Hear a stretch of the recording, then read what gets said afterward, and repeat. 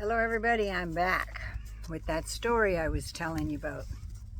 People are saying all kinds of stuff. Well, I got some stuff that's been around quite a while. I don't know why nobody else is picking this up.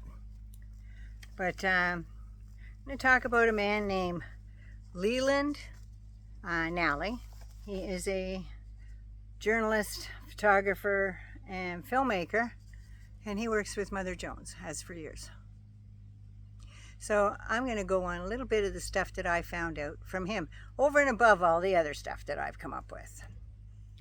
Getting to be just an old know-it-all, aren't I? Getting nosy in my old age. But this is something that I found you're going to find interesting, I hope.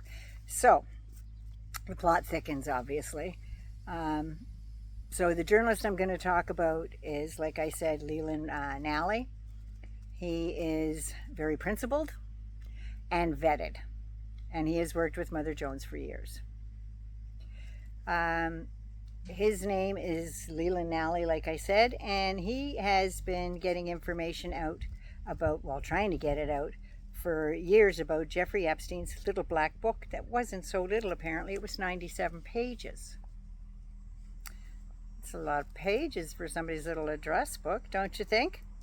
One of his very first articles on Jeffrey Epstein was entitled "My Very, Very Sick Pal," August 23rd, 2019.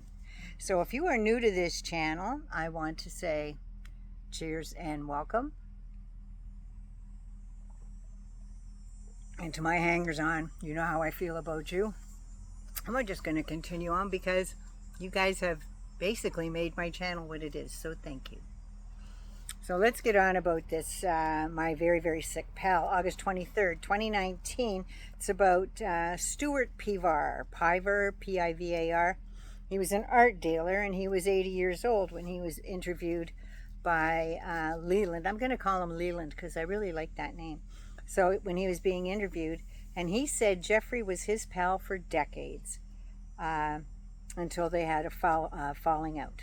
And they fell out when he found out about Jeffrey's twisted deeds back in, I think, the 206, 207, 208, the first arrest and investigation there. Yeah. Mr. Pivar, that's what I'm going to call him, was also very angry with the very shallow coverage of Jeffrey's case. Jeffrey was a very sick person. This interview was public. Why didn't anybody pick it up? The next article, dated October 1st, 2019, is entitled "An Actual Conspiracy Kept Jeffrey Epstein's Accomplices Out of Prison." What's happening today? That would be the Mango Moose Knuckle who was in charge then. In 2007, that would have been George W. Bush, but it was the judge in that deal, working with all those, I'm going to say Republicans, because most of them were. Jeffrey definitely was. But it was the judge in that case. Ooh, got an aunt. Not an uncle, an aunt. In that deal, he made a deal with the devil, put it basically. And this is what he said in 2007. The judge said the United States also agrees that it will not institute any criminal charges against any potential conspirators of Mr. Epstein's, including but not limited to, get back to that, Sarah Kellen, Adriana Ross, Leslie Goff, or Nadia Markinskova. Go with that. These four got underage girls for Jeffrey to be his personal sex toys and to be trafficked and or. The words "but not limited to," those 4 words, left the gate wide open. Those 4 words gave license to anyone that helped recruit children for Jeffrey's sick fantasies, who enjoyed Jeffrey's sick fantasies, and trafficking underage girls for relations, we'll say that, he could get the government to agree to immunize the potential co-conspirators of an alleged. Oh, this is what the girl's lawyer said. That he was representing 3 girls. He said, "How could the government agree to immunize potential co-conspirators of an alleged serial child rapist?" Spencer Kuvin, a Florida lawyer, said in 2007 about the agreement that "I have never seen it before in a non-prosecution case." Kevin Curvin represented 3 of Epstein's victims at the time and is still pissed about that clause giving immunity to Epstein's co-conspirators, which is how Maxwell's attorney is now using that to get her out of jail. And in my thing, she wasn't just a co-conspirator. She was one of the main perpetrators. She SA'd those children and those girls. She was just as twisted as Epstein was. And now I find out that on IMDB that there's a couple documentaries about this. And it said, one of the people talking on the documentary said that she inherited Jeffrey's secrets. A lawyer said that this is a bigger animal than anyone knows, and Ghislane Maxwell has all the answers. There are 2 documentaries currently posted up on IMDB, and you don't have to be IMDB Pro, just IMDB. The first one was in 2021, and it was called Epstein's Shadow. There was 2 episodes for a total of 2 hours and 38 minutes. And the second in 2022, entitled Who is Ghislane Maxwell? 2 episodes, 50 minutes. It has 10 videos and 8 photos. Fitting the genre of crime documentary. You think? Now back to journalist movie maker Leland. He wrote, the next one was called Hello, I'm calling about Jeffrey Epstein. October 9th, 2020. That's the list that he got from the butler. And as one of my subs said, the butler did it. Yes, he did. So he says, hello, I'm calling about Jeffrey Epstein.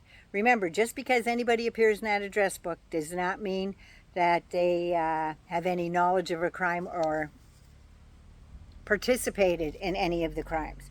Okay, for the first call that he had, for all intents and purposes, I'll say it's number 1. It's the first one that I came to anyway. Leland called Doug Bands. He worked in the office of Bill Clinton, and he was a longtime advisor of Clinton's. The number ended up being the Mr. Bands Sr. He said, oh, geez, Doug had lived here for 30 years. You've reached his father. So, the next one I found was Jimmy Kane, president and CEO of Bear Stearns. Financial people.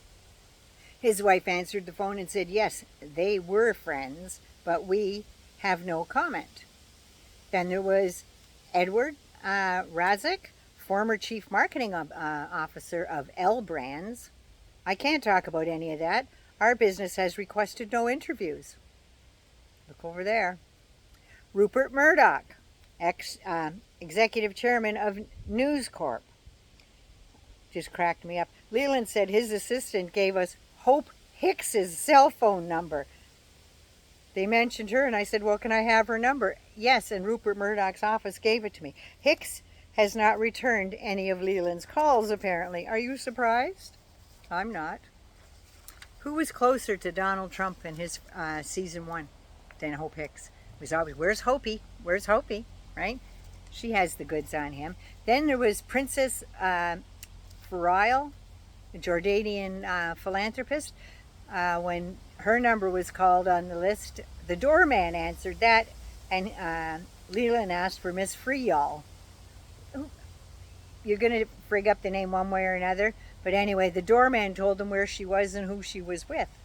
So I don't know if he went and checked that out or not. The next person we have is Peter Roth, who was chairman and CEO of Warner Brothers. The cell number went to his son's phone, and he said, yeah, I don't really want to talk about any of this. I don't want to be anywhere near this whole Jeffrey Epstein thing. Don't blame me, kid. Jamie Grant, global chairman of investment banking at JP Morgan. The listed cell phone number went to his son's number, who told Nally his dad didn't know Jeffrey Epstein or Ghislane Maxwell. It's sort of like the New York business world. I would say Jeffrey Epstein is like a couple people removed from my dad, like a friend of a friend. Maybe Jeffrey was trying to get money. I don't know, but I'm not here to... Like I said, we don't know what these people were up to. Robert Meister, former chairman of Aon Insurance, and the man who introduced Epstein to Leslie Wexner, who, oddly enough, that mansion that the girls talk about in New York City for $77 million was a gift from Leslie Wexner. That New York mansion. Robert Meister said, hello? He said, hello, I'm going to ask questions. I want to ask some questions about Jeffrey. He's a sicko. Goodbye. And he slammed the phone down. Some people know. That one cracked me up. I giggled a bit. The next one is a bit of an embarrassment for Mr. Leland. The name on the list was Carrie Kennedy, president of RFK Human Rights. She was listed as an emergency contact for RFK Jr. And Mary Kennedy. She seemed taken aback when Leland Nally said, oh, I kind of figured after he got talking that figured it out that was Bobby Kennedy, RFK's father, that's not on this planet anymore. And he says, and I even asked where he was. Then he asked about Mary, also not here. And he says, yikes, all around on this one, says Leland. But Carrie told me she used to sell photographs to Mother Jones in her younger days. I can't imagine what that conversation must have felt like to Mr. Leland. I just can't. I would love to have heard it, though. The next guy we has, so this guy's been publishing, we're done with our list, by the way. So Leland has been publishing tons of stuff on Epstein and Ghislane for years. Those documentaries, when I find them, I bet you they're going to be interesting because the trailers alone perked my curiosity, I must say. And apparently Leland isn't going to quit. And then Senator Wyden lays out follow the money investigation for the DOJ because they're too stupid to follow any of their own leads. Ranking Democrat Ron Wyden of Oregon slammed ginger ale. Slammed the Trump administration's failure to examine Jeffrey Epstein's trafficking of children through the networks in a new letter sent to Scammy Joe Bondi, and he actually laid out leads for her to follow. That's scary. He has been researching this guy for years now. He says he believes Trump's DOJ in season 1 failed or ignored evidence found in the Treasury Department, Mr. Besant, there's an Epstein file apparently that shows tons of details and mountains of cash Epstein received from very prominent businessmen that Epstein used to finance his criminal network, as we know now. The Treasury Department file shows thousands of wire transfers worth over $1 billion for just one of Epstein's accounts. Just one. And he had many. Billionaire Leon Black paid Epstein $170 million for tax and estate planning advice.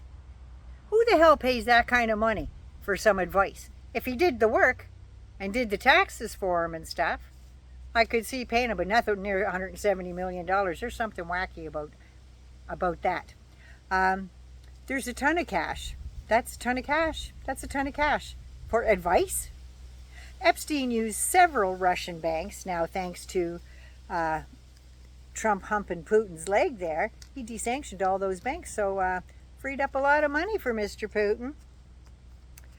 to the tune of hundreds of millions of dollars in wire transfers. And there is a correlation, a direct tie, with the movements of women and girls around the world. My only question is, why is it that folks like Mother Jones, me, I don't know if Midas Touches hit on this, but I think Jack Cocherella and a couple others, but why is it that we're the only ones that seem to be talking about this? Maybe because we can't get blood out of a stone. Who you sense suing us? But anyway, I don't understand why nobody else is talking about this. Everybody's trying, though. Anyway, Nana loves you. Be good, be safe. Please take care of you first. And I'm sorry I look like I'm in the dark, but I'm in the shade where it's so much cooler. We don't have air conditioning. Can't afford that. So I have to sit out here where there's a little bit of a breeze. Anyway, I love you all. Love me, like me, share me, and please don't forget to subscribe. Take care of you first so you can take care of somebody else. These times are going to get really, really crazy in the days and weeks ahead. September is going to be blockbusters all around when those guys all get back to work. Oh, Lord, Diane Henry. Anyway, I love you all. Don't forget to subscribe.